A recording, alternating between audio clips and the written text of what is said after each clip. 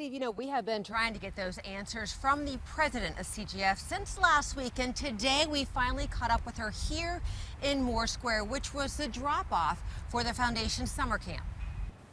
We've been trying to get answers from you about CJF America. Okay. Meet Kristen Pico, the CEO of CJF America. Today, she's in Moore Square watching kids, part of CJF summer camp in Raleigh. We're just trying to get answers as far as when will employees get paid. I just want to be able to be here for the kids and stuff, so I want to make sure, can we schedule a time? Because we could totally schedule a time right here. We've tried to schedule time. We are, and I was going to email you back today, but we ended up. So let me just do that. Can we do that? Pico had 4 kids with her from the camp and said she wanted to schedule a time to talk about CJF's pay problems, something we've been trying to do for the last week. CJF is a foundation based in Durham that is a branch of the Courtney Jordan Foundation.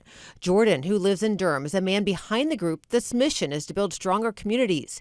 The I-Team heard from more than a dozen CJF employees who say they didn't get paid for their work. I'm owed a little over $27,000 to date. From executives to camp counselors. They said that they couldn't cash our checks because it hadn't been verified. And they finally gave us our checks, and then we went to go cash them, and checks bounced. You have to have answers for these employees. They worked for you for months, for weeks. And we are. We're literally taking care of everything. They will be taken care of.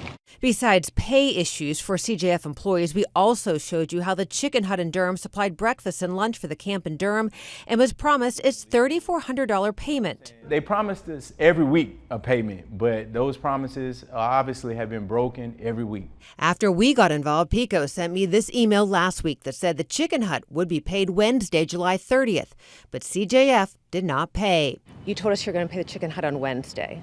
So Wednesday came and came. Well, let's schedule time because I have to be with the kids. We watched from 8:30 to 11:30, and Pico sat on her phone most of the time while fewer than a dozen kids were dropped off for camp.